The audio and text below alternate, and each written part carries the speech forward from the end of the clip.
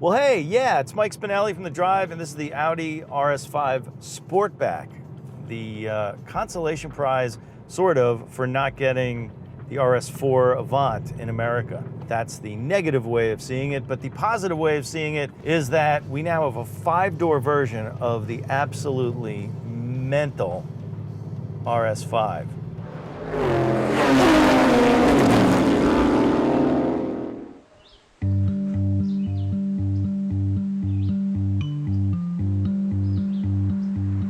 Well, today we are in the Catskills, a very green part of New York State.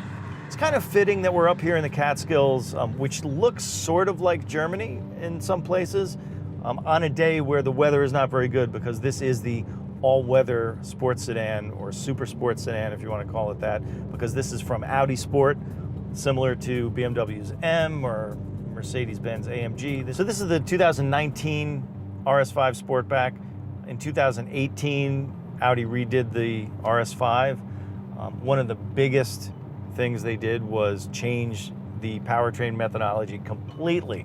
They got rid of the 4.2 liter V8, which was one of my favorite things. I mean, between whiskers on kittens and brown paper packages tied up with string, for me it was the 4.2 liter Audi V8.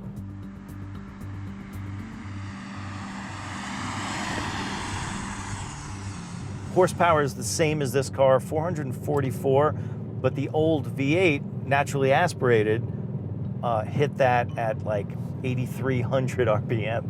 This is a 2.9 liter V6 bi-turbo, so parallel turbos, one on each bank of cylinders.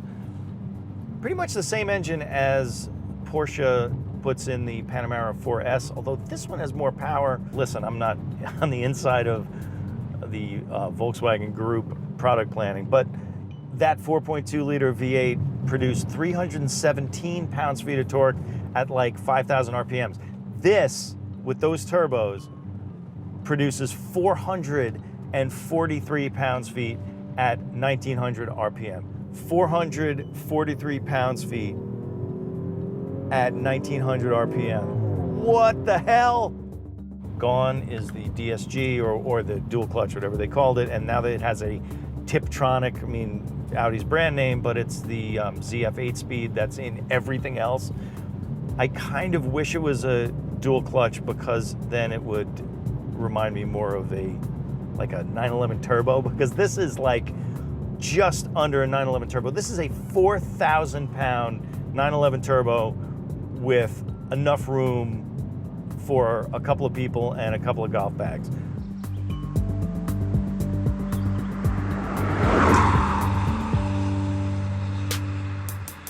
This car is in Sonoma Green. It's Nardo Gray and this Sonoma Green that are the exclusive colors to this model. It's one of the greenest greens I think you can get. It's almost as if it hides away in this forest in upstate New York. Beautiful interior though. I mean, I would get this carbon fiber trim. It looks amazing. I love this steering wheel. There's something about having this kind of tactility. It's the perforated leather. It's got these two grip bumps on top. And as you roll your hands down, you get these two nodules sort of down here. No matter like whether you use the zone steering or you shuffle or whatever it is, like you always know where you are on the wheel. The stitching is great. It feels like something. And you know, that's the thing about ergonomics that I don't think people think about, is that you make things that cognitively you can understand to the touch, so that you offload that from your conscious brain, which is driving. It's like spending its time driving.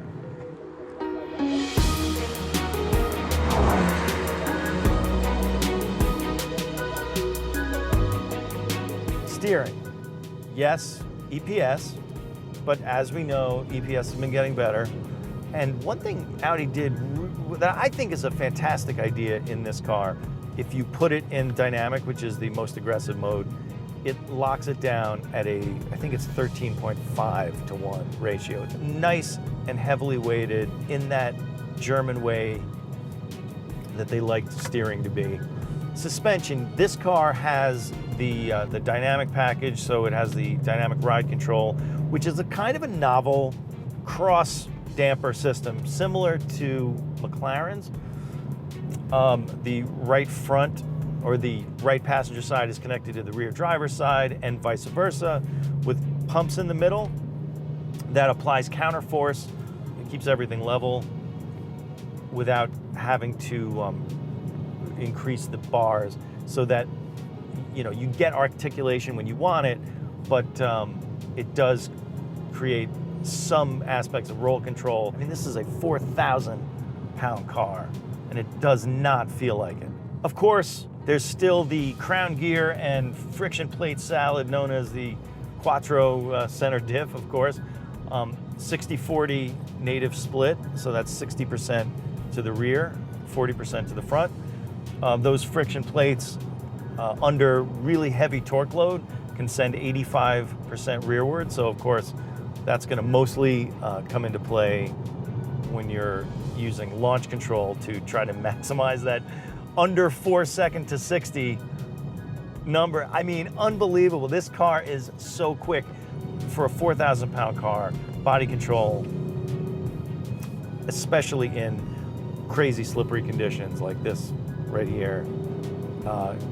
Excellent. I mean, just excellent.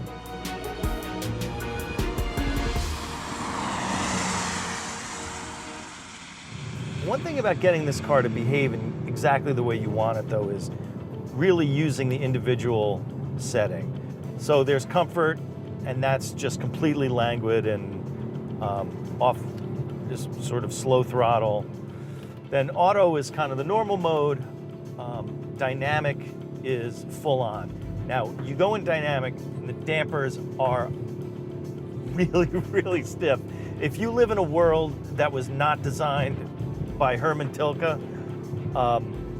I do not recommend that. However, if you go into an individual mode, you can adjust every single one of those aspects. Now, okay, so you leave the engine and transmission in dynamic, of course. Suspension, I went into comfort. The extra compliance is perfect for this road. It's perfect for the rain. Extra traction. Dynamic steering, we'll leave that on because we get the fixed ratio. Sport diff, leave that on. Even, that helps rotate. And engine sound, we're going for comfort mode because it gets pretty aggro. You go into dynamic mode and you get, oh yes. All right, I've had enough. Let's drop that into comfort. There you go. A perfectly tailored RS5 setting. Well, let's talk about price. It's a $75,000 to start, but this car has $24,000-ish in options. So this comes out at about 98 grand. Yeah, that's a lot of money. It's a lot of car. It's a lot of car, a lot of money. It's got a lot of things. It's got the Bang & Olufsen stereo, which is a couple of grand. It's got the dynamic package. This has the carbon fiber package, which is you get the front spoiler, you get the lip spoiler in the rear. You don't have to get them all, although every single one of them is something that's sort of cool or just works really well. It is a GT car, first and foremost. It really is. It's a car that does a lot of things. It's got a lot of room in the back.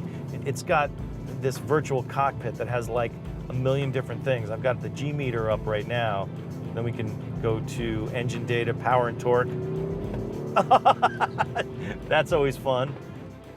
You can crush whole continents in this car if you lived in a country that had unlimited speed limits. And then bounce up to the Alps, say, or the Catskills, and if you keep it under the limits, it is a more engaging car to drive than it was in the past.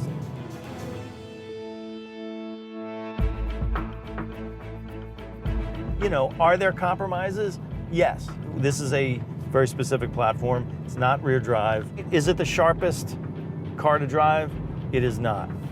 Is it a better, more engaging car to drive than the previous model? Yes, it is. Do I miss the 4.2 liter V8? I do. There's a reason why the word crescendo makes your spine tingle. It's the crescendo effect of having that engine just screaming up at 8,000 RPM. It's hard to make a V6 sound really good. Audi adds those burbles and pops, but you can't fake this. Jeez. Oh my. Oh my. Yes. Yes, that is just, yeah. The V8 didn't do that. Didn't quite do that. Is it an RS4 Avant? No, it isn't. But it is fun, and it is a car for all seasons.